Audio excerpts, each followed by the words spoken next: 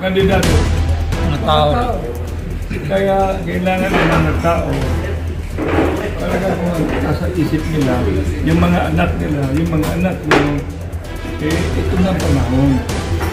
Ito na ang pagbabago.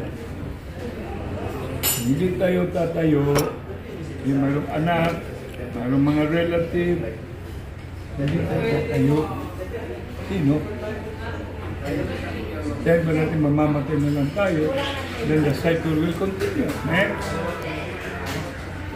Ma'am. Hindi kaya yung ginagawa, yung nangyayari ngayon na pag-release ng mga issue ay parang pinagugulo na rin kasi parang... Yeah, sinasabi ko kanina, smoke screen.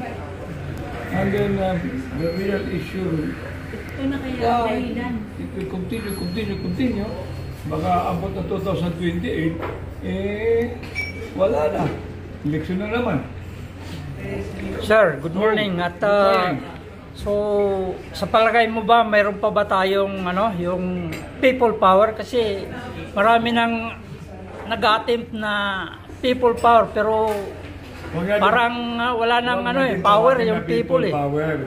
Kasi minsan iniisip ko din people power. I think we should change it. God's power. Yes, amen. Yeah, God's power. Amen. Hindi ka nag-amen eh. Amen. God's power. When God speaks. Sir, may posibilidad ba magkaroon ng martial law?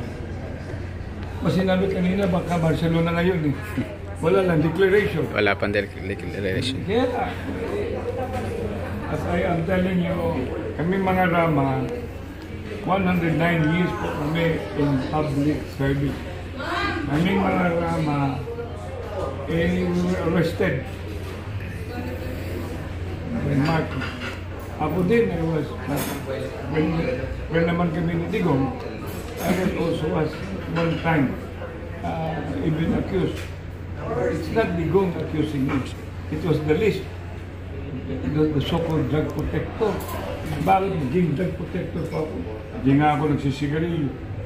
Yung bahay ko doon sa Ramakumpal, walang ends. Kaya I just been a victim of political propaganda.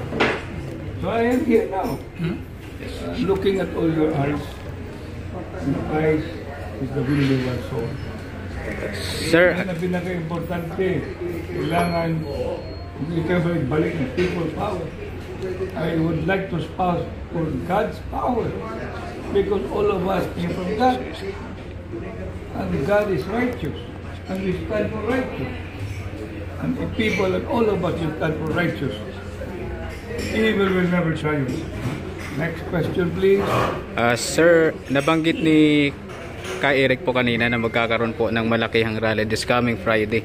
Pero sir, I'm not going to be here. I'm in Davao. Pero sir, possible po ba na magkaroon din ng malakihan yung sabay-sabay ang Luzon, Visayas at Mindanao? Yes, pupunta ko doon kasi sinasabi ng 26 sa Cebu City. Mga Laban, 6, 7, and 8. Then I will be part of the co-conveners. I will initiate whoever becomes inclusive. And then we will do, kasi nandun na yun, yung August 21, nandun na yung basic sectors. It was being launched and called Freedom Movement. We had it already in Cebu. And this is already a continuing thing. Kasi pag hihinto ka, akala naman ng the power that be, okay na. Hindi pa pwede mag-o-okay to, hindi. Sa akin, hindi pwede mag-o-okay. Personal. Sir, may... Ano po? You're on the other matter. Other matter, it doesn't matter. Being a friend ko of PRRD po. I'm also a friend of Bugong. I would like to clarify. Ito pong... Paruway. Unity with Marcos Duterte.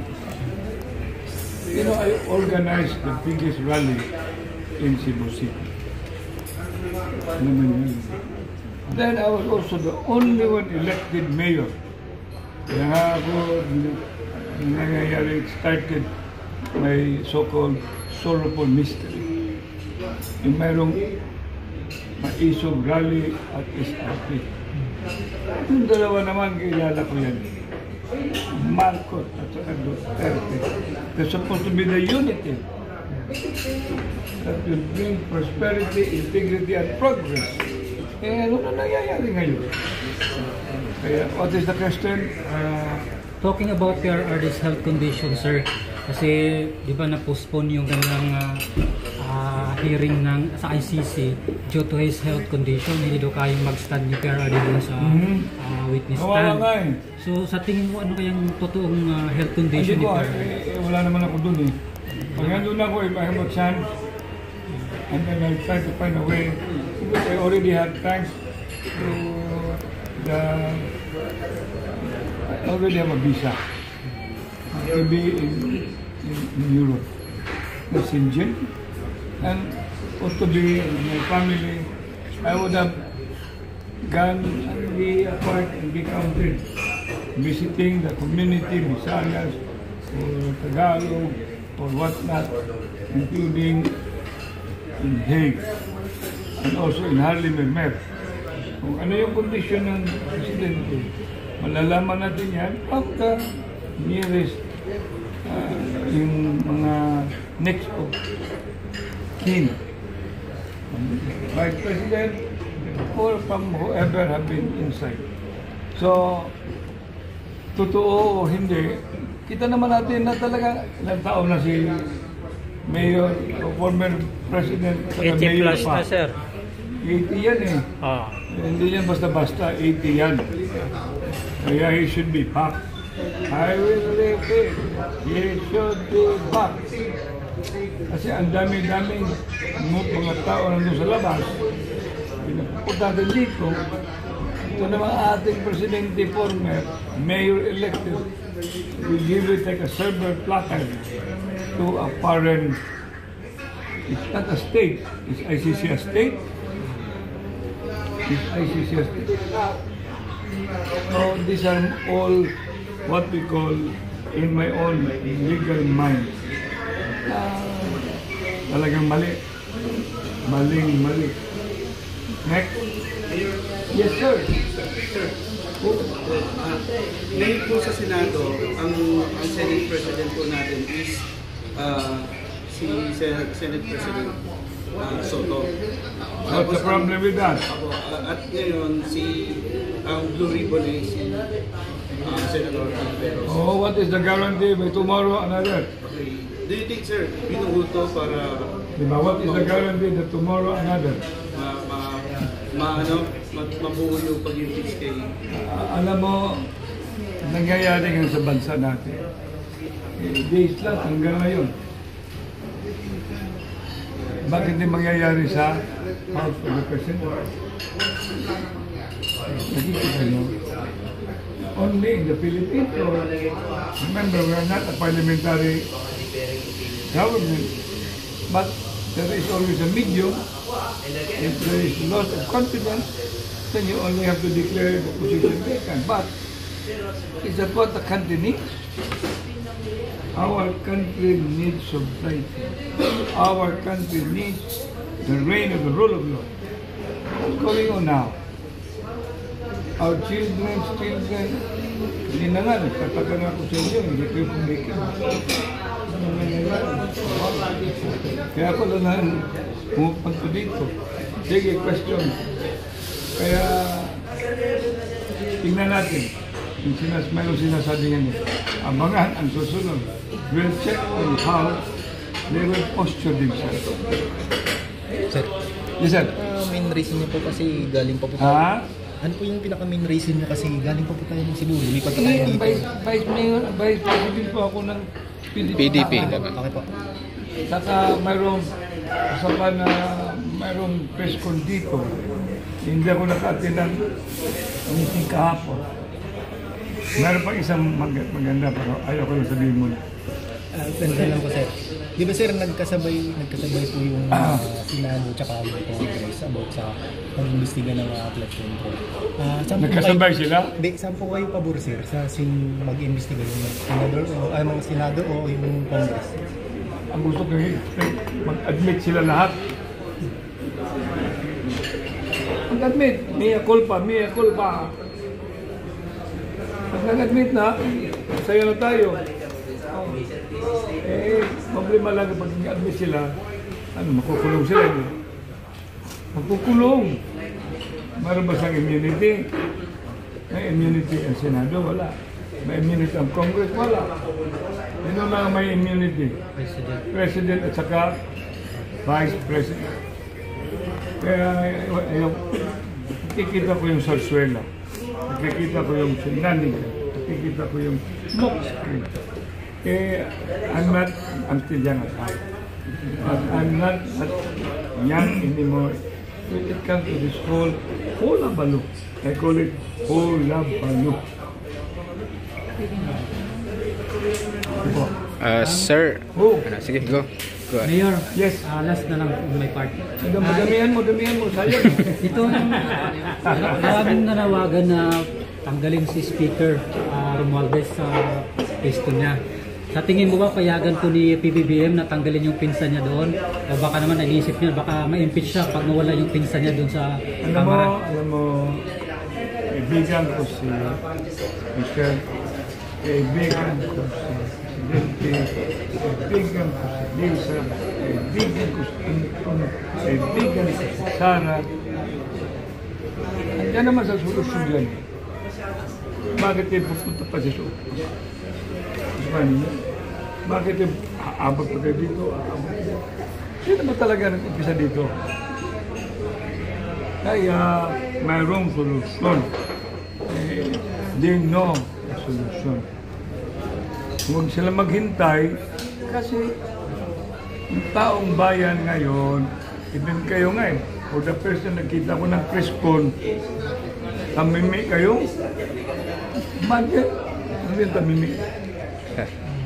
Actually, meron lahat ng tanong at kanina, parang halos nasagot na Mayor. Anong sinasagot? Hindi, meron kayong gustong itanong.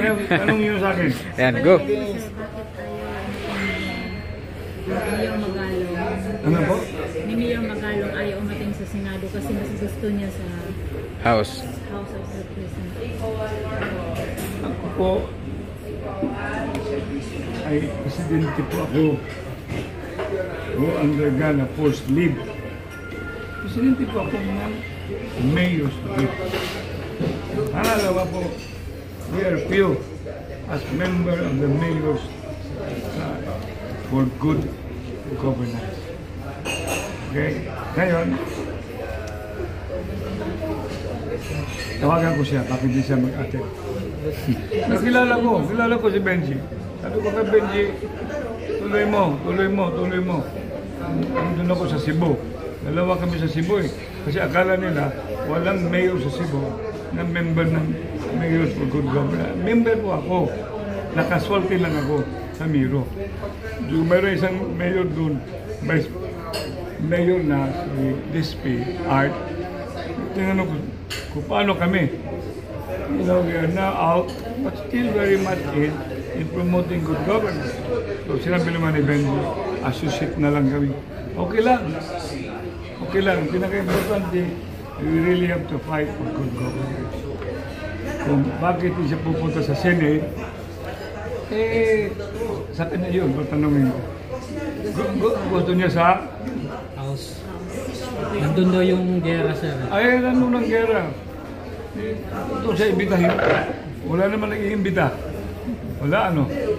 So far, wala pa daw invitation. Madali lang yan. Benji, kanda ka ng press con. Ay para kayo ng question. Hindi, lalabas din yung dapat maglapas. Sa panahon sir panahon noon ng tatay Senior, tatay ni BBM ba? Ano po ganon din po nangyayari noon at saka ngayon? Patay na yun eh. Yung sa pamumuno noon, Patay na eh. way back 1972 sir. Pag 1972, andun ako sa Sambela. 78. Kaya alam ko yung mga pangyayari. Dito po, Constitutional Convention. Kaya And then martial law. Dito po yun. Majority floor leader siya sa Constitution. So, ibig sabihin po ang corruption noon pa po. Yes. And just, corruption is in the Bible. Tama ba? Ano makaka-regulate, makaka-minimize ang corruption? So, ibig sabihin, ito kaya po ang susundan para mag-PM namin ganun na nangyayari o mga martial na para manatili sa Hindi ko kanina, ang Diyos na hindi natutuloy.